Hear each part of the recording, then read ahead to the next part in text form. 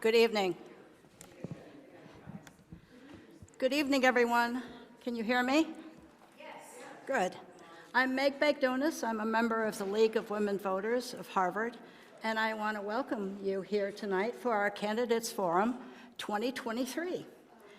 The Harvard Press is our partner for this evening's event, and we believe that a strong and independent news source in our community can only support our democratic process. And here in Harvard, we do not live in a news desert. We have good, strong local newspaper, and so they're partnering with us, and we're grateful for their help. The League of Women Voters is a nonpartisan, multi-issue organization that encourages informed and active participation of citizens in our government. We do not support or oppose political parties or candidates.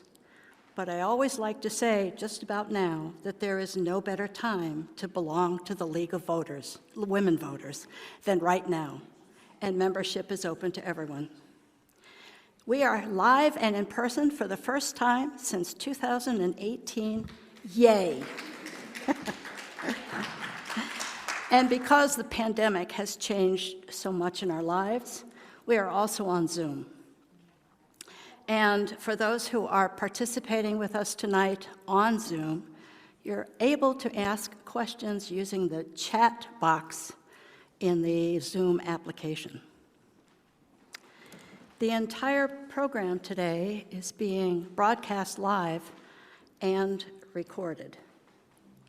Once the recording is complete, it will be posted on the Harvard Cable Access TV channel, thanks to their help and support for all the technical things that we have at our disposal tonight. In a couple days, it'll be on YouTube on the HCA TV channel. I do want to say, given all of that technical background, we are subject to all the glitches possible known to man. We have two candidates, I believe, that are going to try and Zoom with us tonight to be able to participate. And if that doesn't happen for some reason, there's a failure, we will continue with the program as planned. Please know that this forum you should consider as only one resource of your information to complete your decisions about how you will vote. There are many sources of information, and we encourage all voters to do your own due diligence before you cast your ballot. We received many questions submitted by the public, and we've done our very best to include topics that represent our residents' interests. We don't have time tonight to ask every question that was submitted, I'm sorry to say, unless you want to be here till dawn. But if time allows, we will open it up at the end of each segment for your questions from the audience and from Zoom. Here are some important dates that you should be aware of. This Saturday, April 29th, is our annual town meeting. It starts at noon. It'll be in the Bromfield School, Cronin Auditorium. And the town election is May 9th. Polls open at 8 a.m., they close at 8 p.m., and voting is held in the Bromfield School cafeteria. We have sample ballots here tonight, and if you've been able to pick one up, great. I think there are sample ballots also on Town Hall, or on the Town Hall website.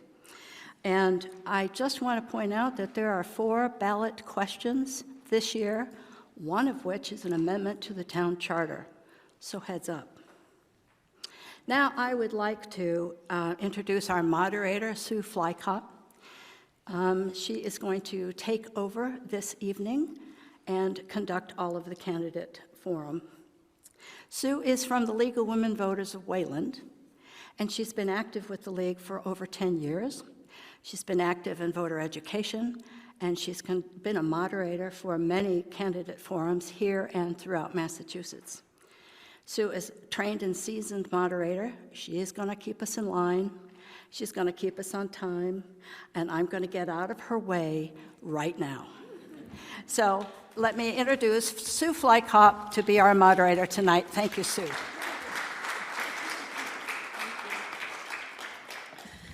Hello, everyone. Can we have the candidates for uncontested races come up to the table here with your name tags? Everyone can just take a seat in whatever order you choose.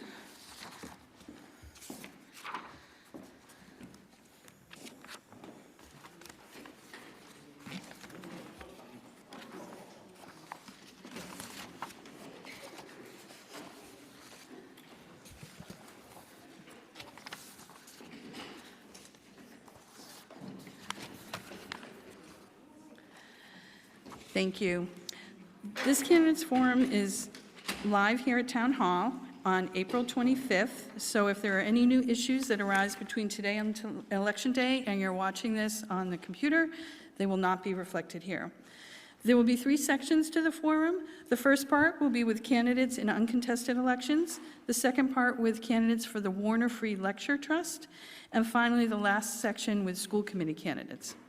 Please note that candidates for moderator, there are 2 candidates are unavailable, and one is actually on an airplane, so Zoom is not an option. Their statements were publicized in the Harvard Press on April 14th, if you wish to read them. Some ground rules for the candidates' events, for all 3 of them. All candidates whose names will appear on the ballot have been invited. Stand-ins or substitutes are not allowed. The League does not permit a forum with only 1 participant, what we call empty chair debates. The League can go forward with the event if at least 2 other candidates for the office are participating. The event must comply with any federal and state law and regulations. Donations from candidates or political parties will not be solicited or accepted. The event will be staged in a way that does not promote or advance one candidate over another, whether in a public venue or online. Co-sponsors cannot have endorsed or be affiliated with a candidate prior to the forum. The League provides moderator and a timekeeper. In no event shall the moderator be identified as a member of a political party or a campaign committee or have any relationships with any of the candidates. The candidates will not interrupt each other. No personal references about fellow candidates will be allowed, and time limits on responses will be strictly observed. The broadcaster cannot edit the event. It must be broadcast in its entirety, either live or soon after the debate, and the news media may report on the event. Candidates cannot use or edit the footage in whole or in part for campaign purposes. So our timekeeper tonight is Sue Tokay. There she is. She is seated right here, so everyone can see her. She has a timer to let candidates know when they should stop speaking. And actually, she's going to give us a little demonstration.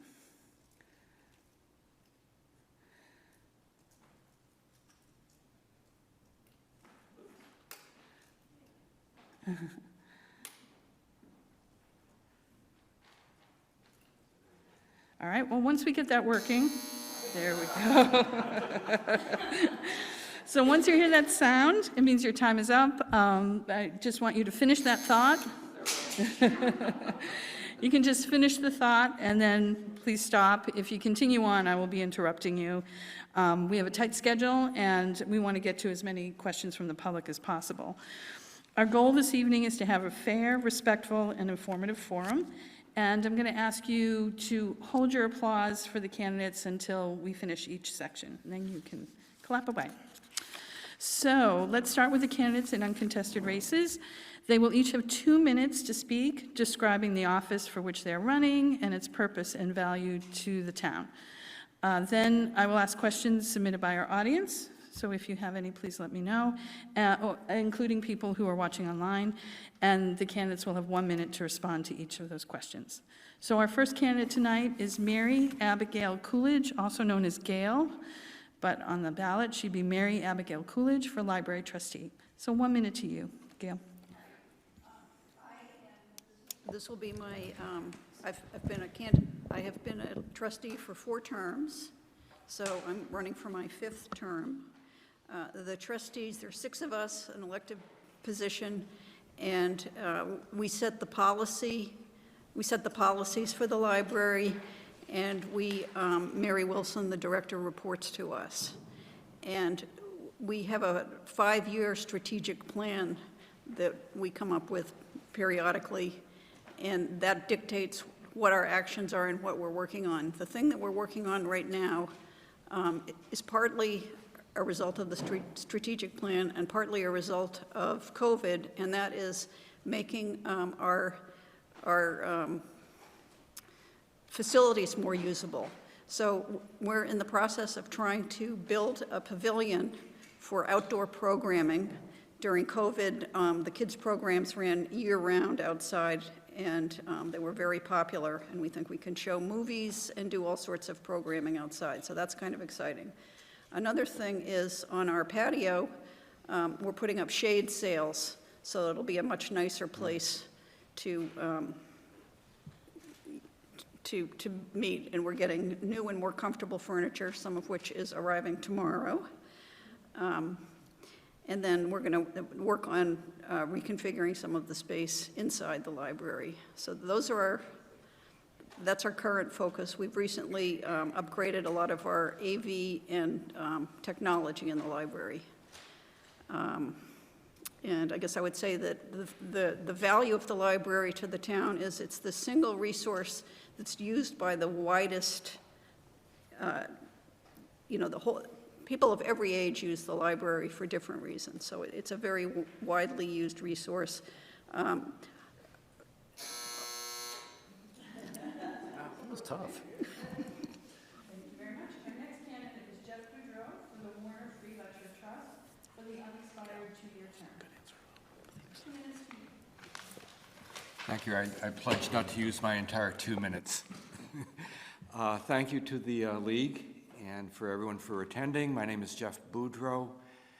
I am a lapsed trustee in that I served a full 3-year term and have not served for the past 2 years, primarily due to COVID and wanting to wait until we could resume probably in person.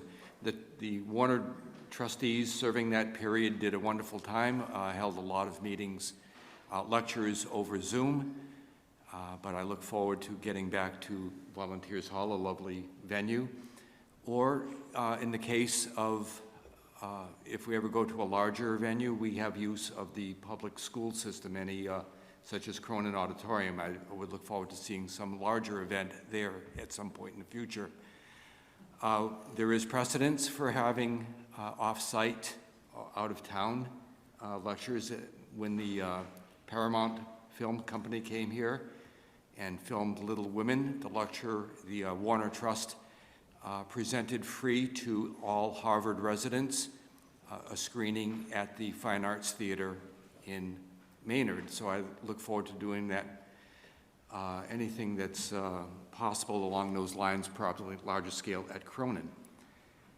We are bound by the trust deed of Henry C. Warner, dated about 1890. The 125th anniversary was about 4 or 5 years ago, so do the math. It was based on the free lecture series of Lowell specifically, but there was precedent in Concord, the Lyceum, where Henry Thoreau was a speaker. And I just want to read a very brief extract of what the trust deed does provide. Oh. Contact me and I will tell you in person. 2 minutes goes by pretty fast. The deed is, I believe, now on the Warner portion of the town website. It can be read there. Okay, thank you. Next up is Rich Maori for the Select Board. Thank you. Thank you, everyone, for attending. Thanks to the League of Women Voters for having this, and thank you for all online checking in on us. Rich Maori, I grew up here in town. I graduated from Bromfield and moved back about 17 years ago. This will be my second term on the Select Board. I'm currently the chair. In terms of priorities for myself and the board, short term, getting the Community Preservation Act passed, so please go vote on May 9th. That'll enable us to receive more matching dollars from the state. Right now we're at 1.1, we jumped to 3%. That match gives us some more money to do things like purchase land for ball fields, low-income housing, historical preservation. There are numerous things that enable us to do that. So that is a priority. Once we have that passed, and I'm thinking optimistically, then how can we find and develop land to add to our ball field? Right now, the ball field inventory is quite poor, so how can we not just get it and secure, but then upkeep it? And then I think third short-term thing, and this is one of the goals for the current select board, is reassessing the transfer station. What's the experience there? How do we make it function better? How do we get more people to use it? I think that'll be a fun exercise. You know, we don't have a lot of dollars available, but how can we kind of reimagine the transfer station? Long term, we are facing a structural deficit. And I'm a liberal arts major, and I can even figure this out. We are, you know, the cost for the town and the cost for the school are rising faster than what we're bringing in. That is just clear to all of us, and how do we fix that? Because otherwise, and as the FinCom chair, Jennifer Finch mentioned, we're looking at a series of overrides. So how do we address that? And I think Cara will talk to, hopefully, what we hope to do on Air Road. All right, thank you.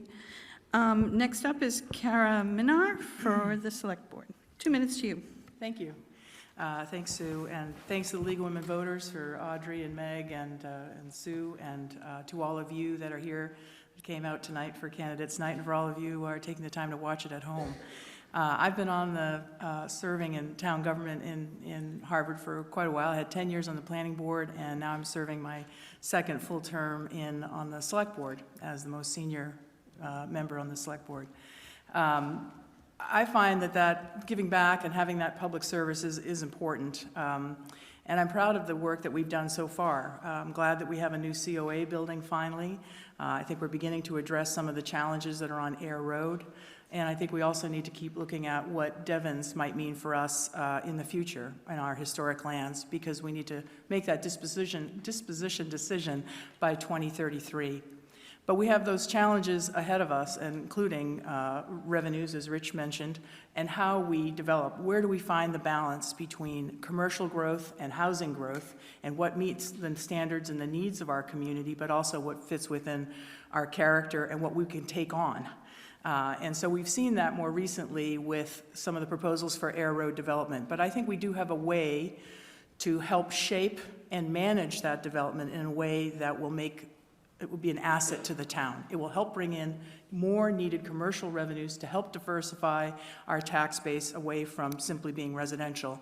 And we also need to take a look at Devens. We have 2,600 acres historically that was part of our town, and we need to figure out, is there a way to bring that community into our community and also enjoy some of the commercial revenue benefits from that. But we have until, as we said, 2033 to make that decision. But we need to start planning now, because that, believe it or not, is a very short term. We also need to maintain the education level and standard in our community. That is one of the things that has brought people to this community, which we're proud, and I hope to continue working on these issues. Thank you. Thank you. Are there any questions from the audience for our candidates up here? Or any questions online?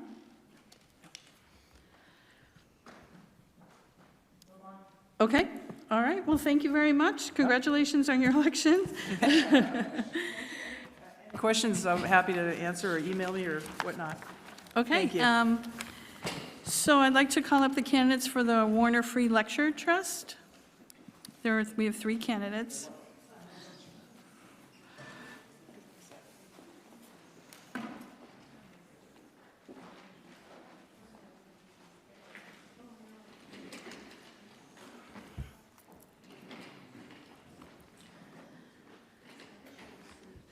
Thank you. So this part of the forum is about the Warner Free Lecture Trust candidates. There are 3 candidates for 2 seats. The candidates are Michael Killian, Nancy Meyer, and Seth Trotz, the 3 candidates you see here. Regarding the questions, we will start in alphabetical order for a 2-minute opening statement, and then I will change the order, so each candidate will have an opportunity to speak first. Each candidate will have 1 minute to answer each question. There's a possibility for a rebuttal, but I prefer to get to as many topics as we can. Each candidate will have a 1-minute closing statement, and that will be in reverse order from the opening statements. Each candidate will answer each question. There's no questions that are singled out to particular candidates. As I said before, our timer is Sue Tokay. I know you all heard the buzzer several times, so hopefully we can abide by that timing. Our goal, again, is to have a fair, respectful, and informative forum, and I'm going to ask you all to hold your any applause till the end. All right, so we are going to start with opening statements in alphabetical order, and so Michael, it's 2 minutes to you. Thank you very much. A nice introduction to the Warner Free Lecture trustees. But when I was around, I was sort of surprised when I was collecting my signatures. Can you turn the microphone on? Start. Thank you. You can start again. As I was saying, Yeah. as I went around to get my nomination papers, I was surprised at how many people had never heard of the Warner Free Lecture Series, yet it has been in town for over 130 years. So one of my goals as a trustee would be to figure out how to get more outreach. And frankly, to get even younger people, because those of you who have gone to the lecture series would realize that there's a fair preponderance of gray hair.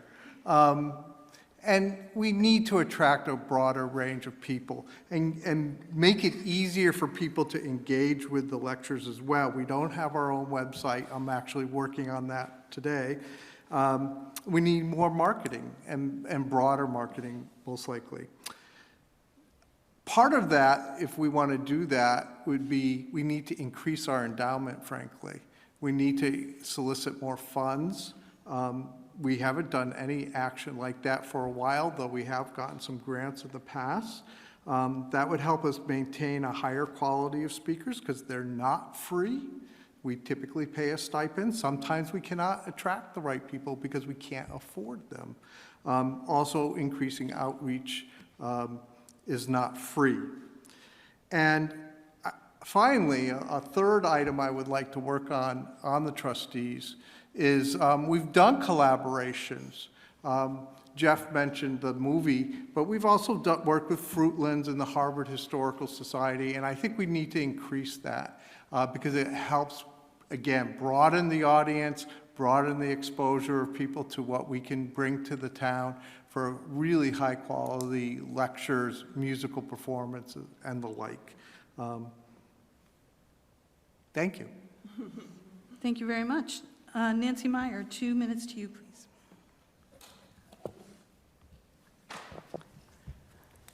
Thank you. I'm Nancy Meyer. I'm running for the Warner Free Lecture Trust.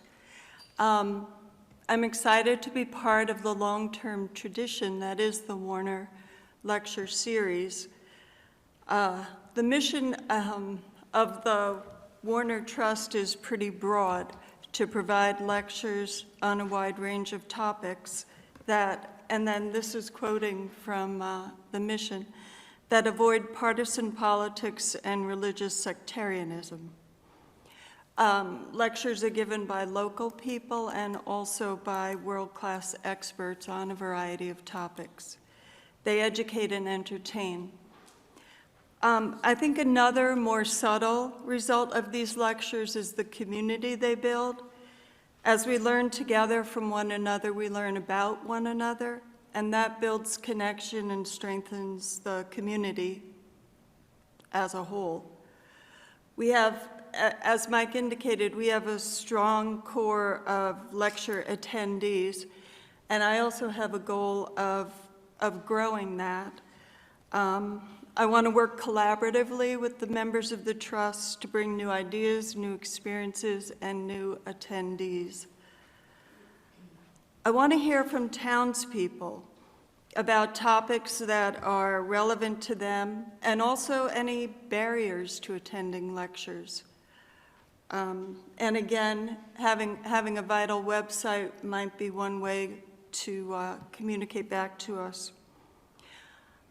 There are a lot of candidates here tonight. I won't take up much more time other than to say I'm excited to share my interests, to give back to the town, and to learn from members of our community.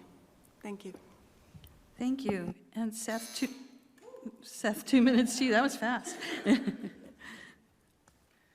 Hi, my name's Seth Trotz, and I'm also running for the position of the Warner Free Lecture Series Board. I've only been in Harvard about 4 years. I live over on Fairbank Street, and I've been on the Historic Commission during my time in town, and I've enjoyed contributing to the community and getting to know people and finding out more about what makes Harvard so unique.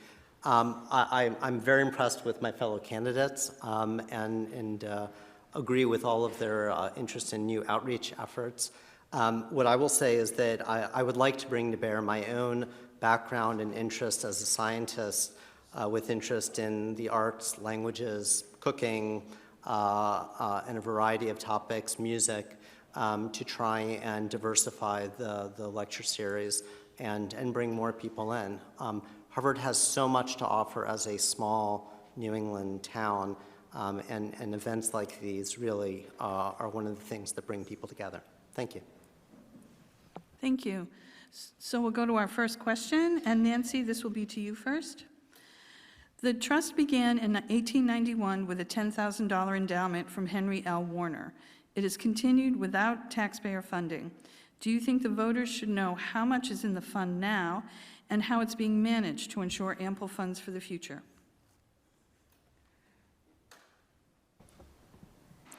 Yes.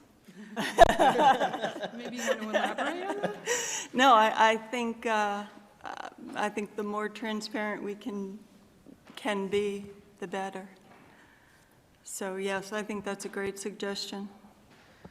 Okay, thank you. Seth, then same question to you.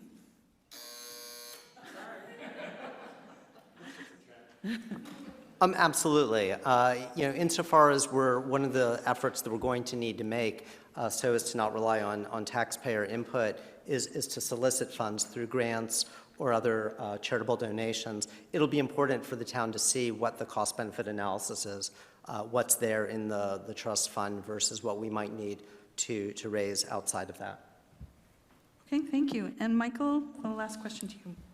So it isn't as invisible as you might think. We do our banking, our statement of funding in many meetings. They're all open and they all are included in the minutes. So yes, we need to be transparent. We're not that non-transparent now. I think it's important to make sure people understand how we prioritize the use of the funds. And also to realize, you know what, we may be spending more than we need to in one area, or we need to increase our spend in another area, and to figure out how we're going to bridge those gaps in the future. Thank you. All right, our next question is to Seth first. Do you, actually, this is a topic that you've all mentioned, so this gives you a chance to expand on it. Do you have thoughts on how you can make the Warner Free Lecture Trust more well-known in town to increase attendance? For example, recording or utilizing Zoom? I absolutely think that we need to make the most use we can of the video communications revolution that was forced on us by the pandemic. But there are also more mundane ways, both social media and posters up at the General, putting notices in the newspaper prominently and with enough warning that people can take the full advantage of these opportunities. Okay, thank you. Michael, the same question to you. So I would like to see every lecture videoed. We've been doing a better job of that, and also accumulate those videos in an easy-to-access place, i.e. a website. So I've actually started working on that because it's so obvious, and that will help, I hope, to generate more interest for people. Outreach is tough. We do put an article in every Harvard Press. We put out posters. We don't do a townwide mailing, though. We don't do some other things. We do Nextdoor, we do Facebook. It's a very hard problem. It's a marketing problem, and we need to work harder at it to just make sure people get as excited about the lectures as actually the people who actually attend them. Thank you. And Nancy, the same question to you. So in addition to the great ideas that my fellow candidates have floated, I am excited about the idea of generating kind of grassroots enthusiasm, and this goes back to the idea of soliciting suggestions for topics, speakers, what would be relevant and exciting to people, and then hope that that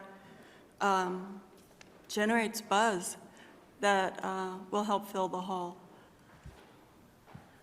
Thank you.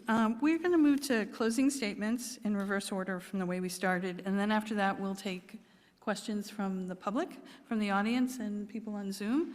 So prepare your questions. And we're going to start with a 1-minute closing statement with you, Seth. So thank you, everybody, for allowing me the opportunity to present myself as a candidate. I think that the town will be well served with any of the choices that are available, and I look forward to the election later in May. Thank you. Thank you. Nancy, 1 minute to you. So I understand there have been years when there were no candidates or few candidates for the Warner trustees, and I am so encouraged that we actually have a contested election. So I think this is a great time to be part of the Warner lecture series and whatever. I don't know what else. Thank you. Michael, 1 minute to you. So I'm just going to echo all of those remarks. We are in a position where we're starting to get really tremendous speakers. Coming out of COVID, I think people are excited about getting back into Volunteers Hall and seeing things. And I really hope I can accelerate that process and launch us into an even broader set of programs with continuing to bring in the best people we possibly can for these lectures, for these concerts, and for these performances, because we do a whole range of things. Thank you. Thank you to all the candidates. Do we have any questions from the audience?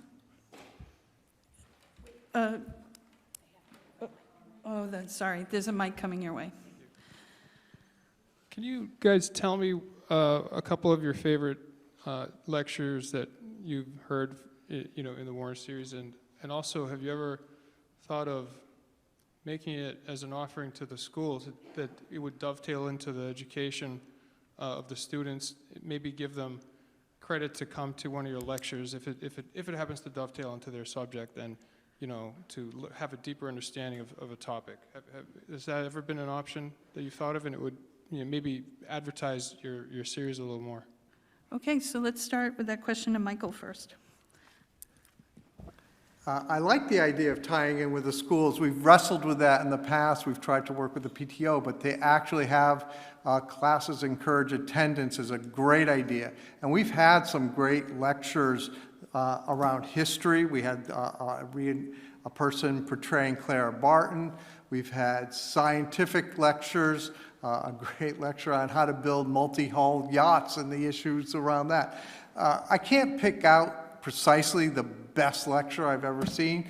I will point out Keeley, who did the Greenland Inuits, somebody who's actually been in Harvard and did building skin-on-frame kayaks. Wonderful lecture. That was definitely one of my favorite because I built one of those kayaks in the past. Thank you. The question goes to Seth next. So I'll be honest, I haven't actually attended any of the Harvard lecture series, Warner lecture series yet, being relatively new to town and showing up, unfortunately, just before the pandemic hit. So I was only recently made aware of its existence. I did attend a free musical presentation in the same space that's often used by the Warner lecture series by a harpist that was quite impressive. And it just showed me the kind of opportunities there are for free cultural expression and interchange in the town. I love the idea that you suggested with respect to coordinating with classroom efforts both to broaden the diversity of the attendees and also to have more impact. I think that's a great idea. Okay, thank you. And Nancy, 1 minute to you. The idea of collaboration is something that has been in my mind lately. And Mike touched on this, how we have done lectures in collaboration with Fruitlands and other organizations around town.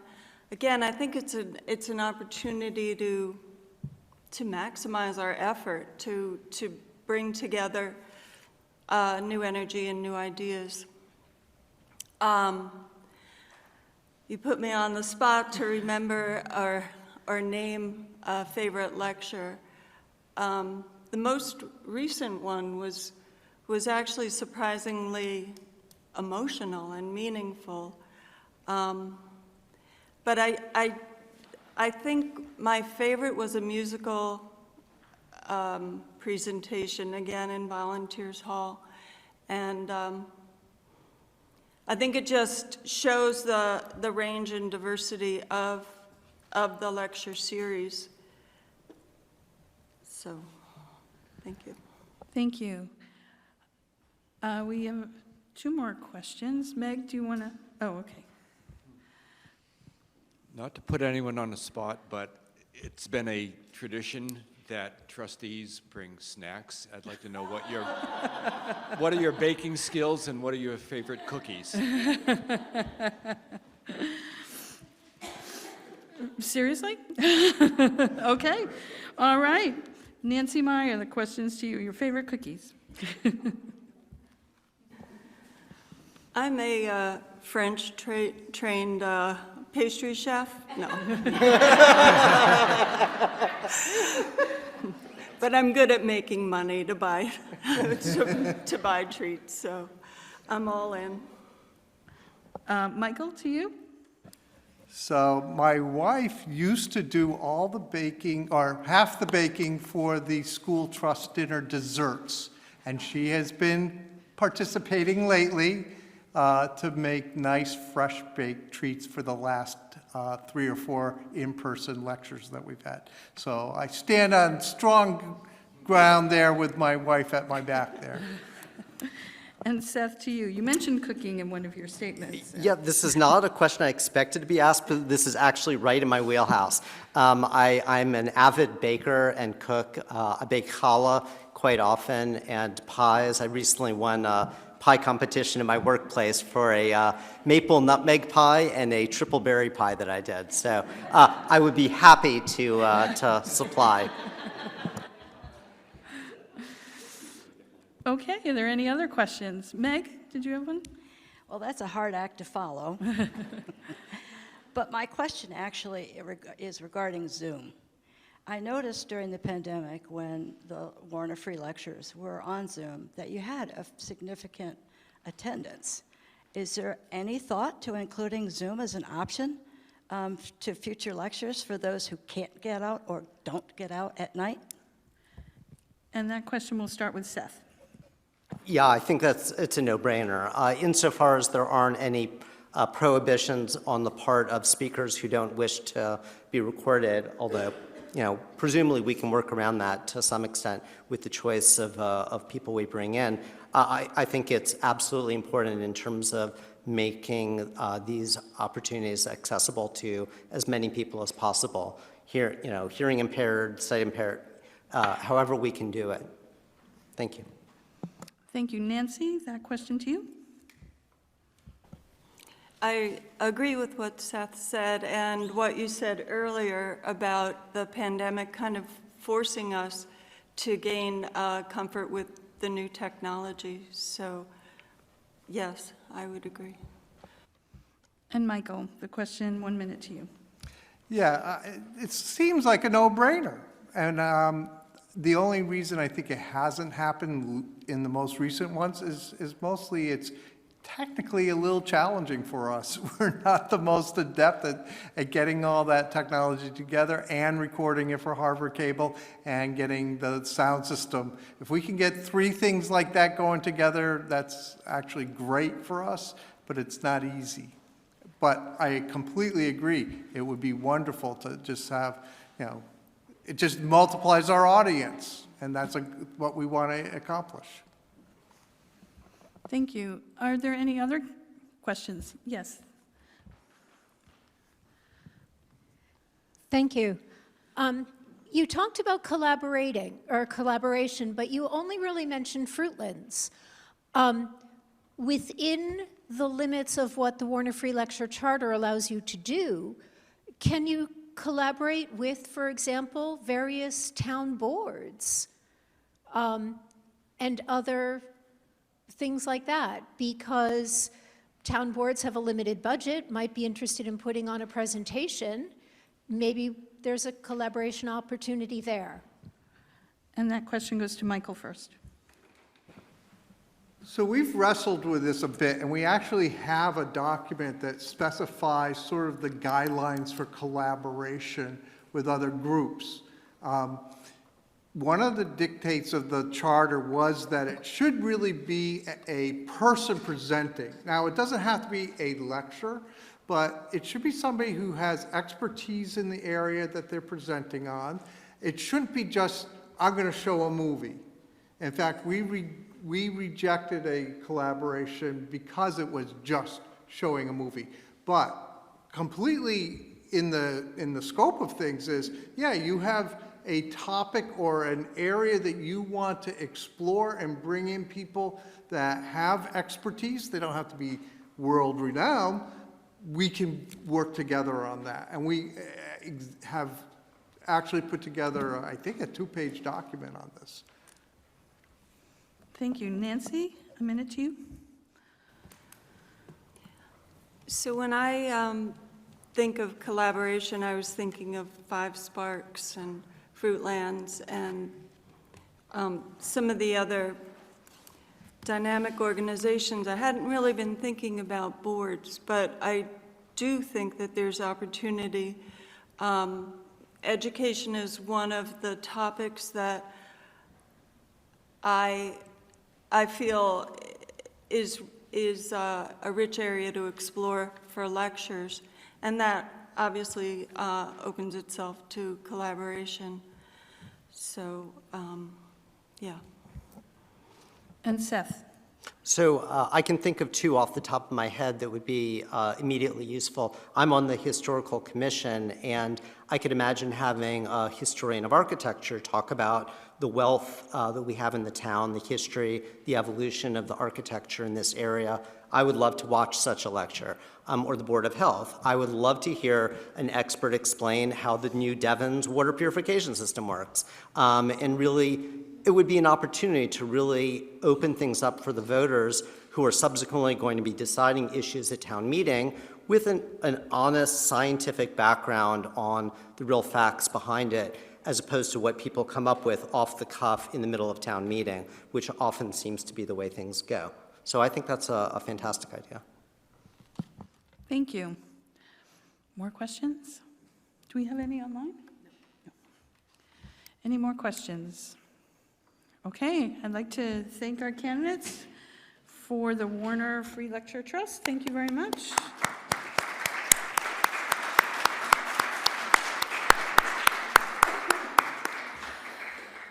All right, so our next section will be with the school committee candidates. So we will have 2 people joining us on Zoom. So there should be 3 candidates here in the audience. If you can come up with your name cards and get settled.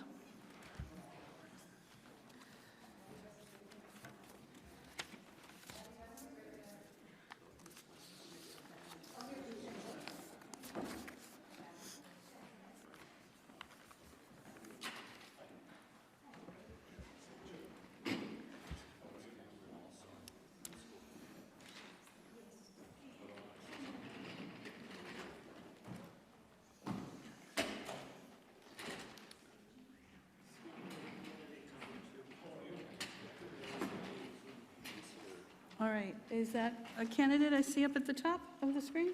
There's one more coming. Okay. Great.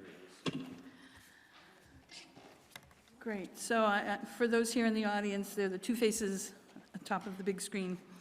For people just joining us, I wanted to repeat that both candidates for the moderator were unavailable tonight, and one is actually on an airplane, so they could not join us by Zoom. Their statements were publicized in the Harvard Press on April 14th, if you'd like to read them. This part of the forum is about school committee candidates. There are 5 candidates for 2 seats. The candidates are Abigail, or Abby Bessie, Cameron Karoom, who's joining us on Zoom, Andy Hu, who's also joining us on Zoom, Noyan Kinaiman, who's right up here, and Amy Morton, also here in person.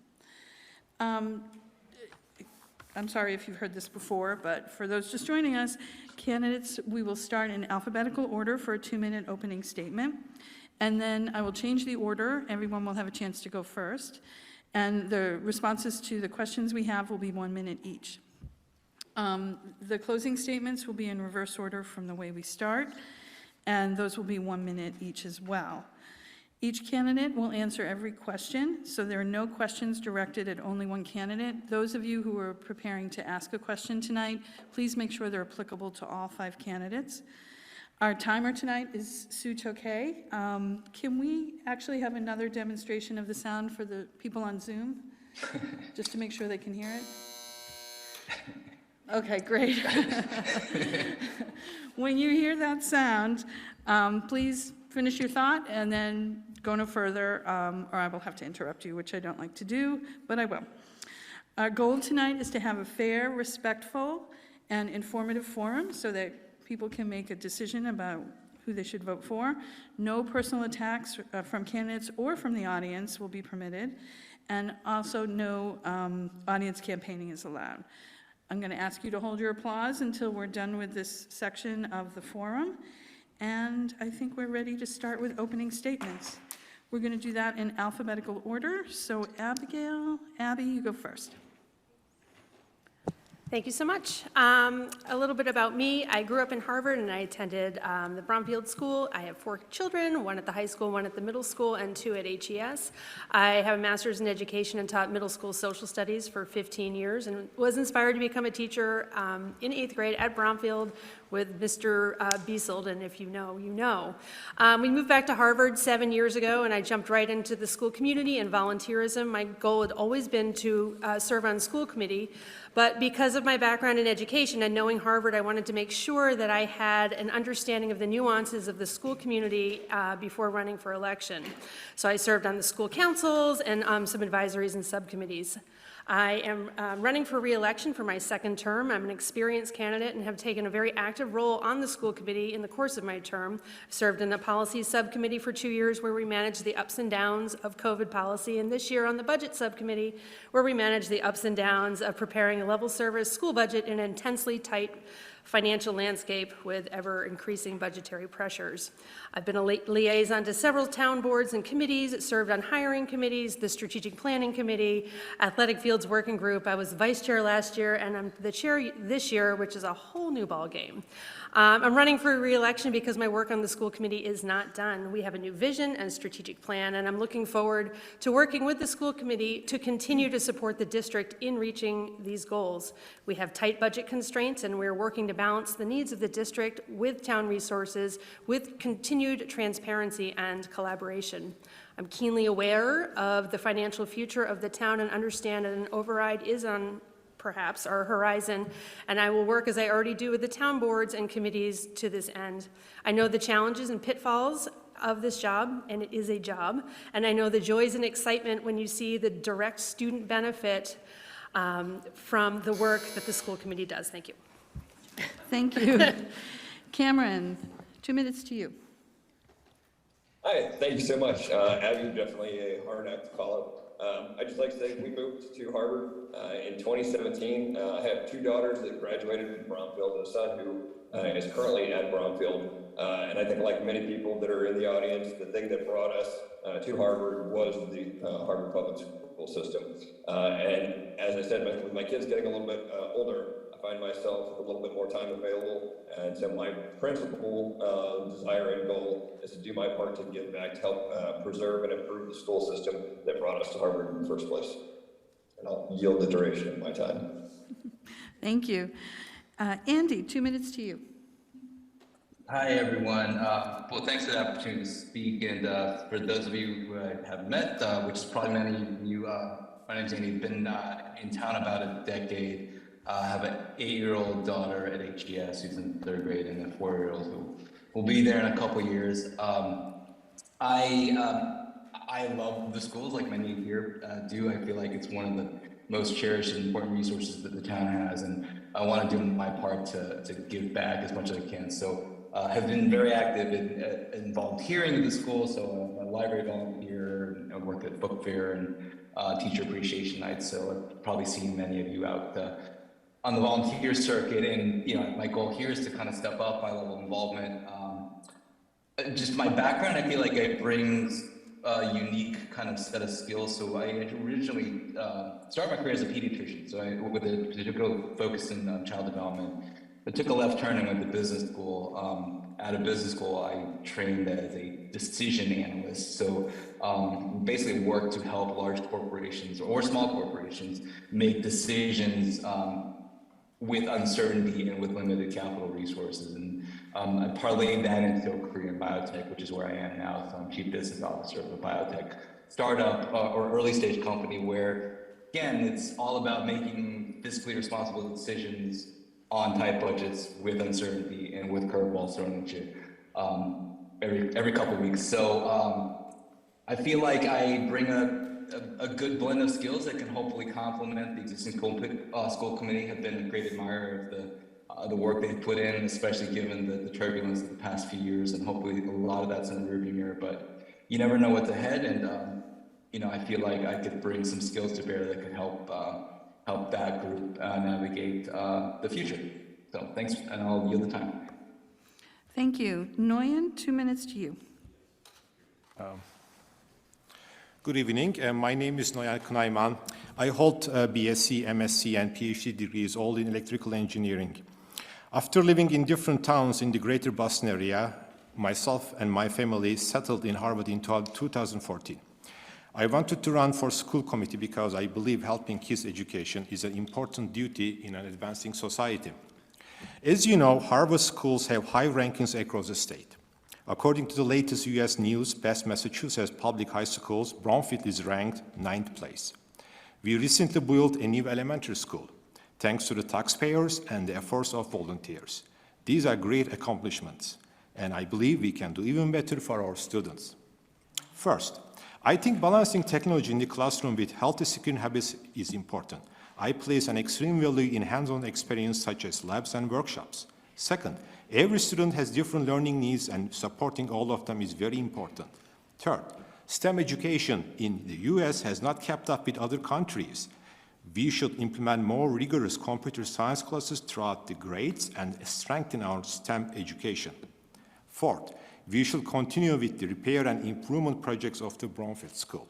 Substandard facilities can reduce morale of the students and teachers, and postponing repairs can cause more trouble down the road. Fifth, we should periodically review the school budget to ensure that resources are aligned with the academic achievement. It is vital to ensure that high-quality education for students and provide competitive salaries for teachers while keeping the budget within our means. Sixth, many families come to Harvard for its good school system. I think it's important for the school committee to take more active role in some of the decisions which may drastically affect education. Thank you very much. Thank you. And Amy, 2 minutes to you. Hi, my name's Amy Morton. I live on Ayer Road, and I have 2 kids in the school system. One is at Hildreth and one is at Bromfield. I started my career as an elementary special ed teacher, and I spent 6 years in the classroom in Massachusetts and in California. Then I left and I spent a bulk of many years, too many to say, in leadership positions at different educational companies, teacher professional development, publishing companies, curriculum development, places like that. Most recently, I was at WPI, which is a STEM university in Worcester, where I was the senior vice president and chief of staff to the president, where I oversaw admissions, enrollment, our marketing operation, et cetera. I think I learned a lot about what it takes to be a teacher and the value of education from my dad, who was a principal, and through my work as a teacher myself. My business acumen was developed through my work in leadership roles with those companies I mentioned. And I've also served on the Monty Tech School Committee, a representative of the town of Harvard for 3 years, and I've been on the finance committee here in town for a year. What I think the school committee would benefit from if I were elected would be my business acumen balanced with my educational background and kind of tying together both my appreciation and value of what the school committee brings to the town and what the school brings to the town, as well as being able to sort of make tough decisions and help people craft financial statements and budgets and plans that effectively advance the mission of the school while ensuring that they stay within the financial constraints that are imposed by the town. I think I'll yield my time. Thank you. Okay, so we're going to get to our first question, and Cameron, you will be first. Our town finances are tight, while our school system needs are greater than ever. What strategies would you suggest to ensure the schools are fully funded in the future? You're done. I appreciate the buzzer. Quite honestly, I would say that, I mean, from my limited admitted understanding of the school committee's role, I think that question is better served not for members of the school committee, because the town budget is something that, from my understanding, is allocated to the school committee, and so it is our job as a school committee to work within the constraints that we're given, rather than to prioritize the town's funding, unless I'm misunderstanding the question. Okay, thank you. Amy, we're going to go to you then. 2 minutes to you? 1 minute, sorry, 1 minute to you. Can you repeat the question, please? Sure. Our town finances are tight, while our school system needs are greater than ever. What strategies would you suggest to ensure the schools are fully funded in the future? So as I mentioned, I'm currently sitting on the Finance Committee, and I completely understand that question. I think things are tight all over. I appreciated what, I don't know the gentleman's name who is running for Select Board Chair again. We are in a tough time in the town. I want to acknowledge that the school is 2/3 of the budget and everything else is 1/3. The schools are why people come here, and I really give the school committee credit so far in figuring out how to prioritize what is important to the students this year. I would rather not have there be an override. There may need to be an override because there are significant costs to running the school, and as everyone has mentioned, we all came to this town, or many of us did, because of the schools. Okay, thank you. I think that's all, yeah. Noyan, 2 minutes to you? Thank you. 1 minute. 1 minute, right? Yes, Sorry. 1 minute, sorry. All right, so like I mentioned in my opening statement, I think reviewing the school budget is important. We should review it to see if there are any redundancies, and we should do it periodically. I have been reading this document, Smart School Budgeting, Resources for Districts. There are very good ideas in this booklet. One of them, and actually I did a little bit research, other districts also employing this, what they call zero, basically, base budget. The way that it works, you start with zero every year, and then you add up on that based on your requirements and your needs, and then you come up your budget number. So this is different than the incremental budget that people typically do, which is easier, but of course, zero-based budget would require a lot of work. So there are other methodologies here as well. I would recommend, if I had elected, what I will say, let's go through this list and let's look at what other people are recommending and try to optimize our budget, make it leaner. And at the end, I believe they will also give the teachers competitive wages that they desire. Okay. Thank you. Thank you. Andy, the question is to you now. Sure. I mean, I think it comes down to specific needs and items in terms of prioritization. I agree with the points made earlier, right? It's ultimately about smart prioritization and recognize the limitations of resources. I think this is something that I live and breathe every day in the biotech industry, because for those of you who are investors who might be aware, biotech having a historically challenging capital crunch, and so every company is asked to do more with much less. There are always ways to get there, right? It's just a matter of creativity, prioritization, making hard decisions, and that's really kind of what it comes down to for the committee. And we've seen the committee successfully do this in the past, and I think it's just, it's continuing what's been done in the past, but also finding more creative solutions, and I think discipline, at the end of the day, to meet, like I said, to do less with more, or to do more with less, sorry. Thank you. Abby? Certainly. Well, the good news is, Nguyen, we already do the zero-based budgeting in Harvard, which is great news. And we are constantly looking at the budget. The budget subcommittee meets at least once a month, if not more than that, looking at and prioritizing our needs and our student needs. And certainly with COVID, we've seen student needs be very different than they were prior to COVID. And so that our spending has had to change. We've had to make very tough decisions. We proactively cut $255,000 from our budget to fall into that 2.47% that the town told us to stay within. We had to put our director of instructional design on pause, which was a really tough decision and a big student need for the district. But by doing that, we didn't have to cut any forward-facing jobs such as teachers or instructional aides. I will continue to work with the town and advocate for the money and the finances that we need to do this. We're always working with our business manager and the superintendent and the department heads to find out the priorities of the students. Thank you. Okay, our next question, we'll start with Andy. The Harvard schools are seeing higher enrollment than the numbers predicted when Hildreth Elementary School was built. Do you think that the current school infrastructure will meet our future needs, especially with expected development? It's a great question. I mean, so I guess I have some firsthand knowledge because I'm in the building pretty much every Monday at the library. And I was surprised by how packed things already seem to be. I guess that's a good problem to have from a tax revenue perspective, but I mean, I think if you look at the historical projections and what's projected in the future, I'm optimistic that the design of the school can again, with creativity, can fit the bill in terms of what we need going forward. So I think my answer to that would be yeah. Okay, thank you. Nguyen? Would you repeat the question again, please? Of course. The Harvard schools are seeing higher enrollments than the numbers predicted when the Hildreth Elementary School was built. Right. Do you think that the current school infrastructure will meet our future needs, especially with expected development? Right, yes. Well, I knew it. I know that elementary school has been built with expansion in mind. That was a discussion at that time when they were building that school.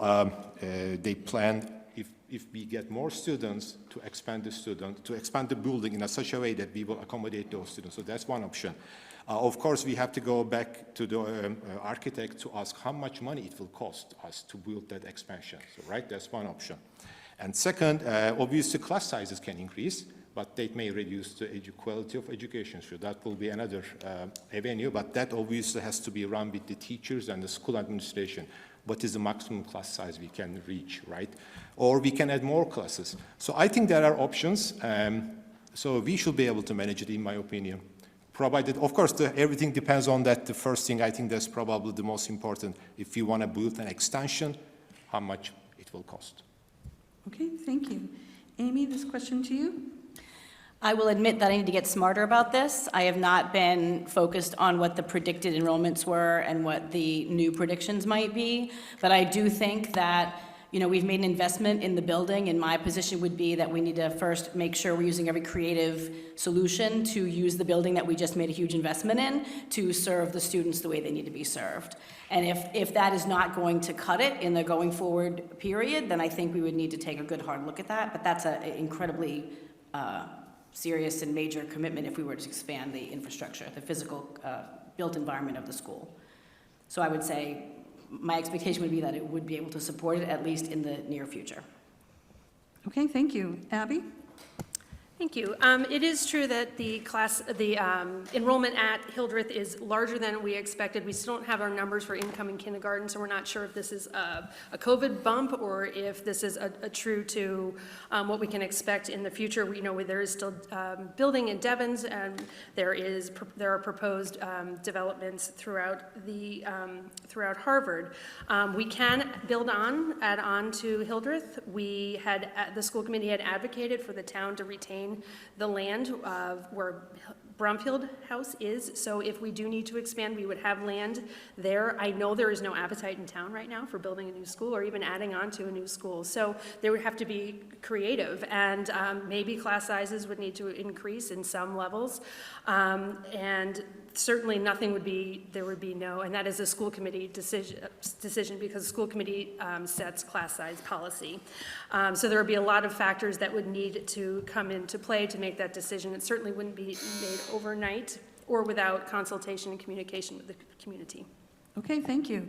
Cameron, 1 minute to you. I'd like to echo what Abby was saying in terms of being aware that there is little to no appetite within the town for any type of physical infrastructure additions to Hildreth. To me, kind of the crux of the question may not necessarily be from the current town population, the incoming class sizes, but instead proposed development, whether that be the area development or future developments that are there. I think in particular the area development, I think one of the most important questions that the school committee can make sure gets answered prior to any changes to town bylaws and or zoning changes are making sure that their school projection numbers for proposed development are in fact accurate and in line with the numbers that we're seeing for student enrollment.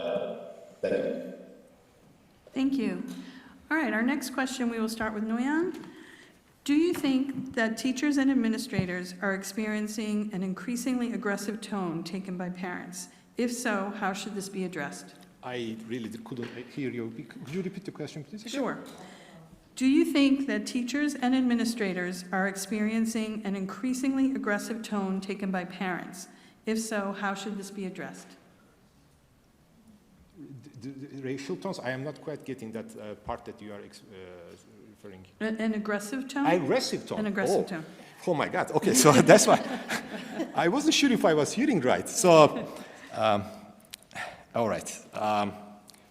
Well, I must admit I don't know the details because that's a strong word when you say aggressive tone. I don't think so. But if you can give me some examples, perhaps, if somebody can give me examples, I can maybe comment on that more. But I don't know why it would ever reach that stage that somebody needs to give some other person an aggressive tone. So I guess my answer is I don't have enough information to answer that. Okay, thank you. Abby, question to you.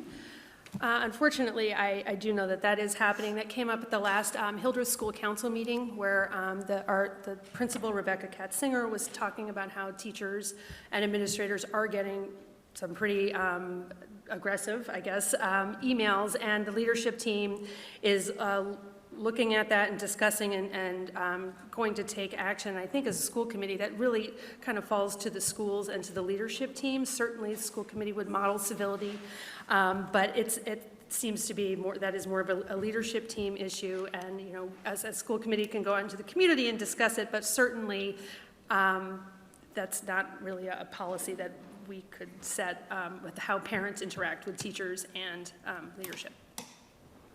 Okay, thank you. Cameron, a question to you.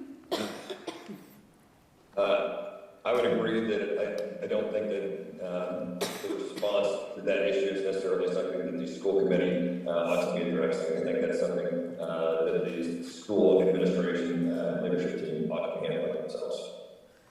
Okay, thank you. And Amy, 1 minute to you.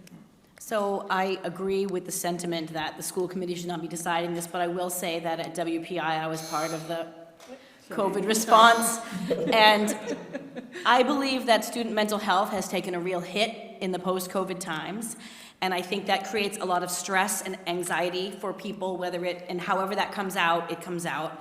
I also will say my experience with the schools are these teachers really care about the kids, and the parents really care about the kids. And it is a shared mission and vision to help the students. So although it's not a school committee decision, I would support the school in any kind of, gatherings or sort of breaking down some barriers and sharing stories and things like that, because I do think it's a post-COVID sort of effect based on care and concern about the kids in the town. Okay, thank you. And Andy, 1 minute to you.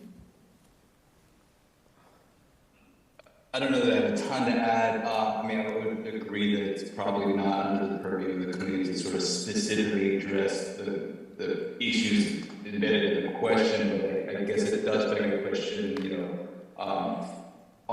is it a symptom of other things that the school committee could address, with other, in terms of shifting the focus on other things that they can make decisions on. So I think it's a complicated issue, but certainly not a school committee one in terms of how parents interact with children or with the teachers, but if there are broader issues that the committee can look into to maybe address some of those underlying anxieties that was alluded to by one of the candidates, that again, I think coming out of COVID, there's still plenty of that that we're still working through, and the next question whether there are other things we're looking at.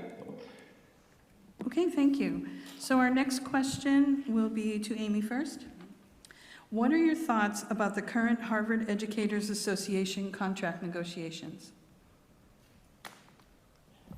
So I was on the negotiating team for Monty Tech, and I have not had any specific conversations with anybody about the negotiations that are going on now. I know that, I read the paper, so I know that it's tense.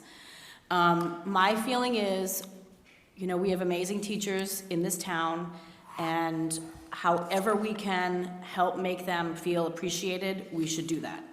I don't have numbers in front of me, I don't have a way to prioritize what the teachers need, but I do think it's really important that we demonstrate to the teachers the commitment that the people of this town have to them. Thank you. And Andy, 1 minute to you.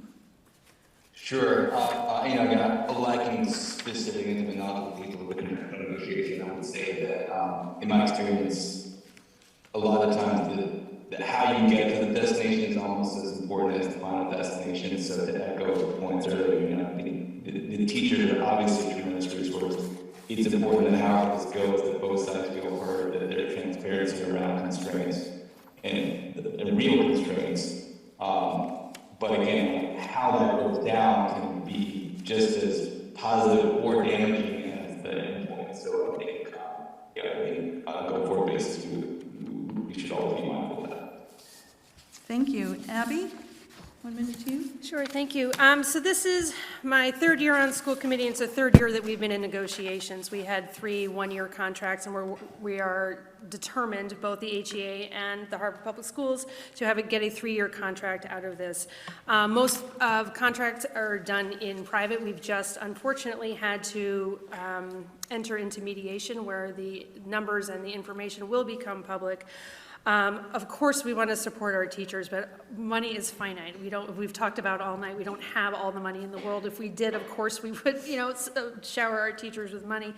And so I think it's really important to understand that being in mediation and not being able to settle a contract has nothing to do with the school committee not supporting or caring for or being so appreciative of everything that our teachers are doing. It unfortunately at this point is coming down to money, not working conditions, nothing else, and we're working hard, and we don't like being here. The HEA doesn't like being here. I don't like being here. The school committee doesn't like being here, and it's quite unfortunate, and we're working and committed to a fair contract.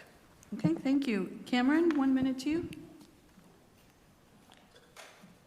As Abby just said, I know that the contracts have gone into mediation. I know for me personally, in my work, we just had an extended 4-year period of mediations to get to a new contract. And I know that does not bring well feelings on either side in general. And I think that, as I alluded to earlier, Harvard Schools is what brought us to Harvard in the first place, and maintaining that sense of community and that relationship with the teachers in the town is something that is just absolutely paramount to maintain the quality of education. So, like Abby said, money is finite, and those negotiations hopefully will be concluded by the time the government's with, but I think making sure that we prioritize repairing the will of our buildings quickly moving forward is the most important thing we can do. Thank you. Nguyen? Yes, thank you. Yes, I pulled some data here. According to the Department of Education, Massachusetts Department for Education, we are paying teachers average salary 2020 $93,735. I don't think that's a lot of money. For what they are doing, it's a very difficult job. Paying $93,000 average is actually modest money. And if you look at the state average is $84,000. Now, of course, I totally agree the limitations of the budget, and I wasn't involved.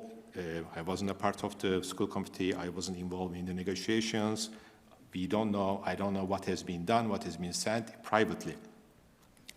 The only thing I can say right now, again, they have modest measure. In my opinion, their wage is modest. They are doing an extremely difficult job, and I hope we can find a resolution to this soon. Thank you. Thank you. All right, so those are all the prepared questions I have. We're going to sort of wrap it up with closing statements and then take questions from the audience. I already have a few that were handed to me tonight, so, but we'll do those. We'll do the official closing statements and then work on the questions.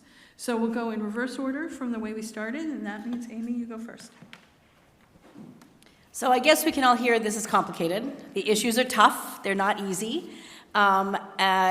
You know, if I am elected to the school committee, I am going to roll my sleeves up and dive in, and I'm going to bring the 30 years of education experience I have to bear, both in the classroom and on the business side of it, to really try to help the teachers and to help the school committee and the administration leadership team to move forward even through some of these really complicated issues. I am optimistic that it can be done. I think the town, we've heard it over and over, we care about the schools, we came here for the schools, we're committed to the schools, and I think we have to find some new ways and creative ways to realize that. Thank you. Nguyen? This is closing statements, right? Right now we are doing? Closing statements, Yes, 1 all minute. right, thank you. So the school committee is an important part of any city or town. As we just saw it now here too, there are different number of opinions, and it is my plan to balance all sides as I consider the academic achievements of the students, policy implementation of the schools, and fiscal responsibilities of the community as a whole in my decision making. School committee can't function in a vacuum. It is important that the school committee, select board, and other town committees working together in a very in a very tight way to ensure that the best possible education for the kids. That's what I believe, and thank you. Thank you. All right, Andy, 1 minute closing statement to you. Great, thank you. So I think the town is fortunate to have a high-class problem. I think my impression is all the candidates here are passionate about schools, and I think everyone here did a great job.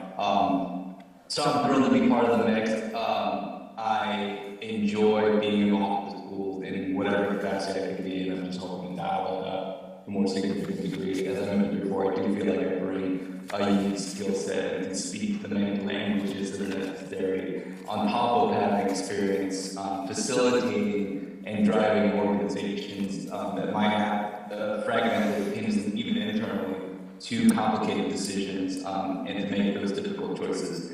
So again, thrilled to be here, but I think we're fortunate to have so many caring people that want to help this school community. Okay, thank you. Cameron, 1 minute to you. I'd also like to say thanks for the opportunity to participate. And as Andy just said, I think any of the 5 of us do a wonderful job. It's very nice to see as many people wanting to run and represent the Harvard School Committee, and also put as much time as it's going to take to do the challenging job. As I was talking to some people getting signatures to put myself on the ballot, and a few people learned that when they moved down, that it was made unequivocally clear to them the business of Harvard is education. And I think you can see for both the budgeting constraints that we're working with, occupying 2/3 of the town budget, and